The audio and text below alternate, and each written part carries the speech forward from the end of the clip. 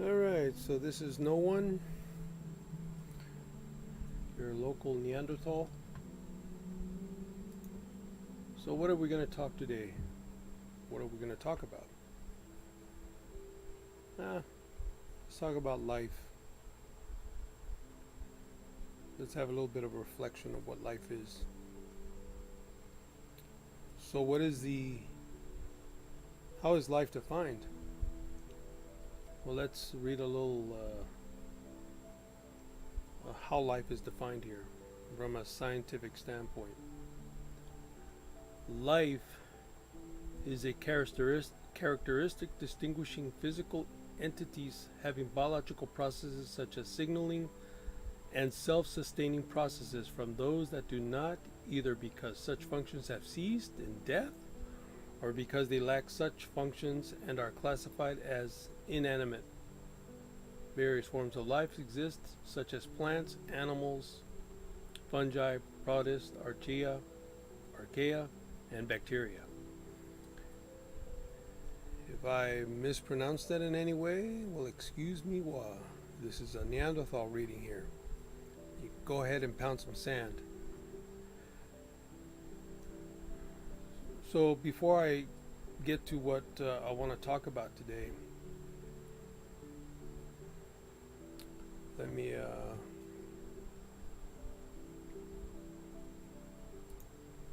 let's get a picture up there. You guys all recognize that. So we saw how life is defined, right? So what is the meaning of life?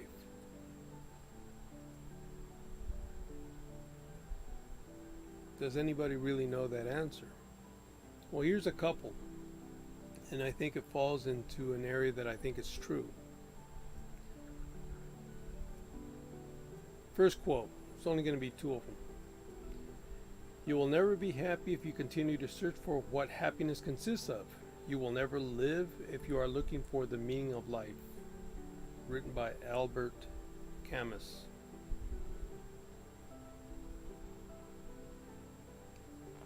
Pretty true, huh? Let's go with the next one.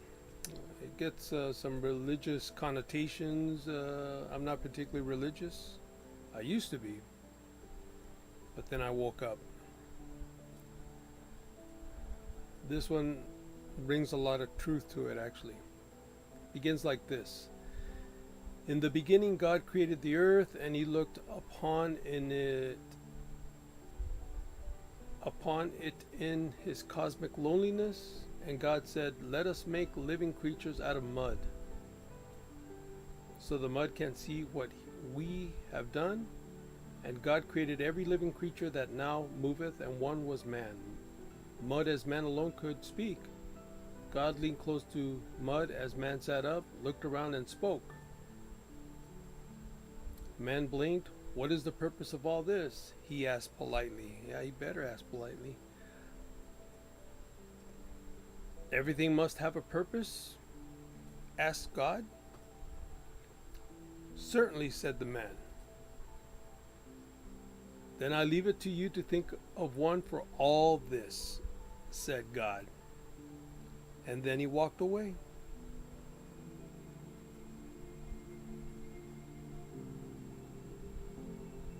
Isn't that true? It's like that one other saying where, what is the meaning of life? Well, it's only one thing and one thing only. Whatever you choose to do in life and it makes you happy, that's it. It's that simple. If you're happy, whatever you choose to do with your life, it's not complicated.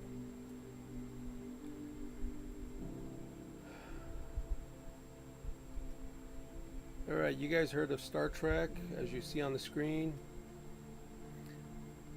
You know, you got the Trekkies and you got the Star Wars fans. Well, I'm a Trekkie. I love Star Wars. If you've seen any of the episodes, whatever series it may be, the storylines are really good. A lot of them have meaningful messages as well. and that made me a fan as well. We're going to talk about William Shatner from the original Star Trek. Remember this? Watched all this as a kid. William Shatner had a somewhat close call with cancer. And he recently posted on September 7th of this month, 2018, around 6:53 Eastern Time. This is the article. And a lot of people are going to miss this. They're not going to really read what he wrote. But it resonated with me, and I wish to share it with you guys. I didn't want to put it with the robot voice. These browsers have a robot voice where you right click it, it'll read it for you. You see that on YouTube a lot. It's annoying as hell. So hopefully as I read it, my voice isn't as annoying. And I want you to read it. If you want, you can mute it and read it for yourself and see what you think. So it's written by William Shatner. The title is What I Learned About Life After a Doctor Told Me I Was Going to Die.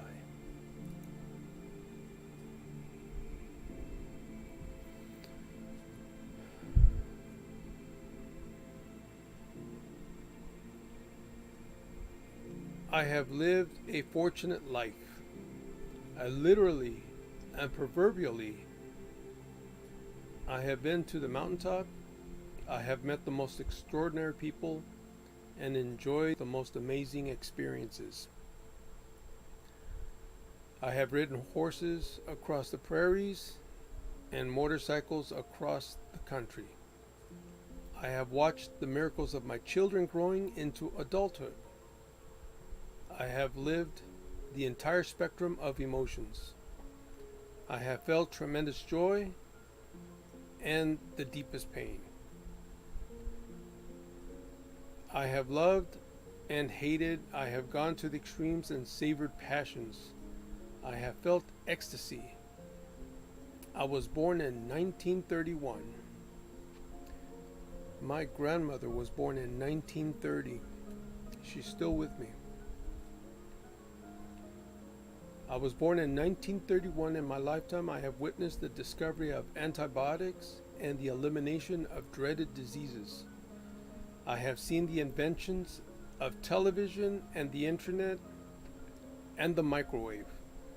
And I have watched with awe the growth of commercial aviation as well as the NFL. Mine has been a life that has spanned 8 decades of excitement and discovery and relationships and a lot of luck.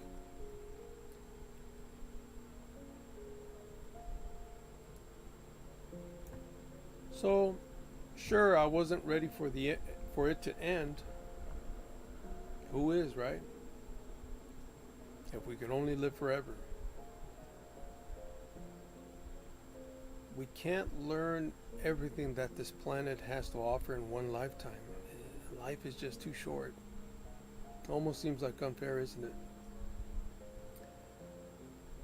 I have also seen death in its many forms. I have seen death in the natural order of things as my parents aged and died. I have seen the tragedy of accidental death as my wife died in a truly tragic event. I have seen the close and painful death from the disease of my close friends. I have held my dying animals in my arms as their life slipped away. I have felt the pain of loss, the emptiness. I have attended more funerals than I can count. I have searched for the right words to counsel countless bereaved people. I have wandered aimlessly trying to comprehend death, realizing I could never understand it. But in 2016,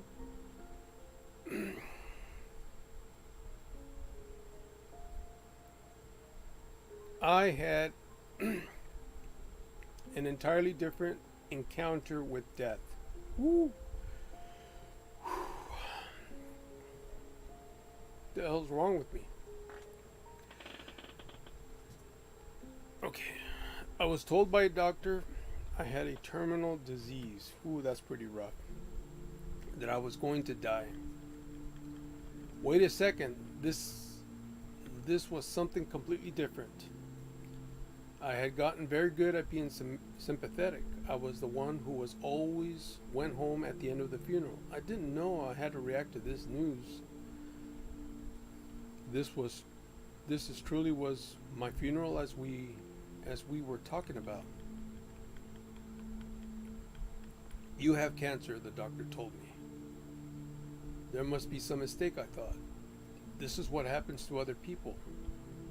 This diagnosis was the end result of the chain beginning of my curiosity. While reading a magazine, I have learned that researchers have discovered that cancer cells give off a protein that essentially announces their presence. Scientists have developed a test that can search out this protein. It is an extremely sensitive test. My wife Elizabeth and I decided to take this test. When it revealed that she had cervical cancer, we went through a month of near hysteria. But other doctors ran more thorough tests and found nothing. That test was too sensitive, they told us. Man. Oh, gee, we think you're about to die, but oh, sorry, the test was too sensitive. Sorry for the scare. Jesus H. Christ, man. And then I was diagnosed with prostate cancer. Me? My regular doctor explained that prostate cancer sometimes is very aggressive and sometimes is so benign you'll die of something else long before it kills you. Kills me? That couldn't be happening. To find out which type it was, he took my PSA, a marker for this disease. Until then, it had been at 1 or 2. Scale of 1 to 10, 1 and 2 is not bad. Well within the safe limits. It's a 10, he reported. That is an aggressive cancer. 10. My body had betrayed me. I have always felt like the great comedian George Burns, who lived to 100. I couldn't die as long as I was booked. And my schedule was too busy for me to find the time to die.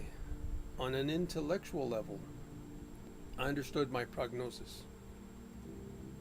I had made out my will, which said that when I died, this person got this, that person got that.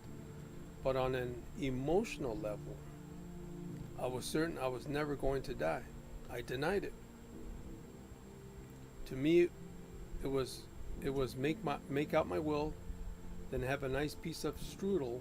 Death didn't apply to me. I remember noticing in the last few years that when I made personal appearances more and more, people were asking more frequently and passionately for my autograph. I knew what that meant. They were expecting me to die soon, and my autograph was suddenly going to become more valuable. Boy, I thought, am I going to fool them? My initial reactions to the diagnosis were, I suppose, quite common: denial, fear, anger, as was those of being insulted. I am in my 80s. I have lived a long life, but certainly wasn't ready for it to end. I decided I wasn't going to gentle into that good night. Wow, man. I was going to fight. I had new horses arriving. I had to ride them. I had personal appearances scheduled and my one-man show to do. I couldn't let down the audience. I was going to make a movie, and I was supported in a sea of love, my wife, children, my grandchildren. I have always believed there is a force that burns inside all of us, a burning desire to live that permeates all of our cells, and I tried to ignite that. I tried to find the trigger to put my immune system in super kill mode. I didn't have any idea if it helped or not. but I believed my immune system got fired up. I was not going to die easily. And I believe that. The power of the mind, the power of thought. Don't underestimate that. The moment that you have doubts and you convince yourself that you're going to die, guess what? Your thoughts manifest. It affects your body in ways that you wouldn't want to. But if you think positively, certainly that could help. Then he writes on, then I read that in certain cases, testosterone supplements might have something to do with the prostate cancer. I was taking them. I asked my doctor if I should stop taking the supplements. Yeah, he agreed. That would be a good idea. I stopped. 3 months later, I took another PSA test. It had gone down to 1. 1. From a 10 to a 1. That's insane. The doctor guessed that the testosterone had resulted in an elevated PSA level. I didn't bother taking the sensitive test. As the cancer specialist explained to Elizabeth and me, we get cancer cells all the time and usually the body eats them up. Your killer cells, T cells, attack and destroy them. The body gets cancer all the time and eliminates it, but the test is so sensitive it picked up the hint of it, and combined with a PSA reading convinced me I was dying.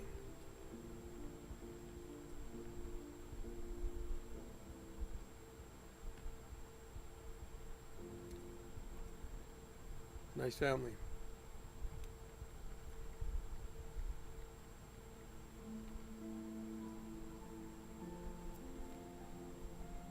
Oh, got a bug here. And while I was sorry to disappoint all those people with my autograph, I was thrilled to learn I did not have cancer.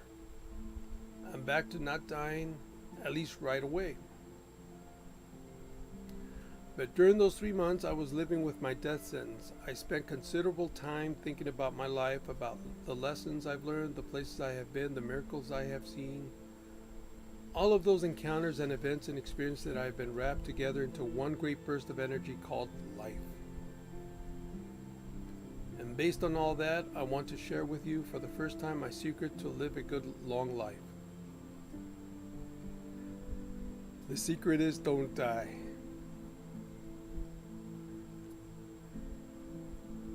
That's it. That's the secret. Simply keep living and try not to slow down. Many people have shared their secrets to a long and happy life. Do this, don't do that, eat pickles, don't eat pickles, and every one of them has worked for them. Other people have passed along the wisdom they have gained. Meditate, don't hold in your anger, treat people as you want to be treated. Unless you don't like somebody, then treat him or her differently. It all works. None of it works. One size doesn't fit all. That was his best pal back in the day. He already left us. Leonard Nimoy. When people come to me and ask for advice, assuming I must have learned something vitally important in my lifetime, I respond with the best possible advice. Don't follow my advice. This man is brutally honest. Each one of us is unique, different, not the same. You didn't have my mother. No one else can walk in my shoes. Most people can't even fit into them. I can't wear your shoes. They make my bunions pinch. But why try? We each bring to every day an entirely different set of experiences and unique personal point of view. We each see life through a different prism. We are physically, emotionally, mentally different. We think and see and feel the same things differently.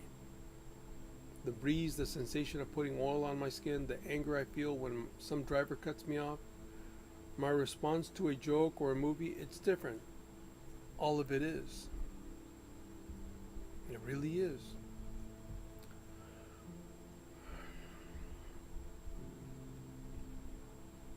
For me, really, for anyone, to try to tell anyone else how to live their life is ultimate in hubris.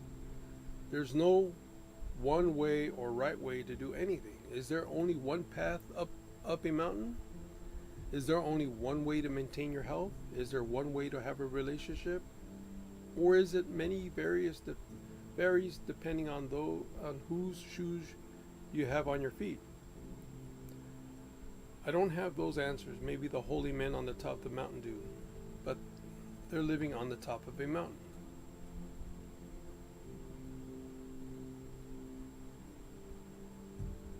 Wow.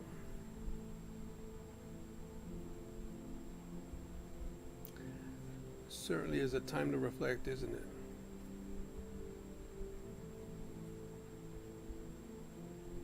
Appreciate what you have. Experience life the best that you can. That pesky Grim Reaper is always waiting around the corner.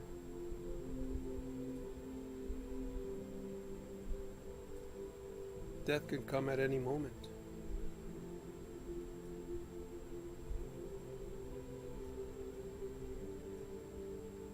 Enjoy life. Make the best of it.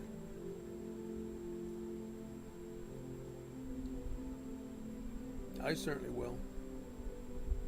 And I will have no regrets. Thank you for listening. If you liked it, please subscribe, like or hate the video. And thanks again.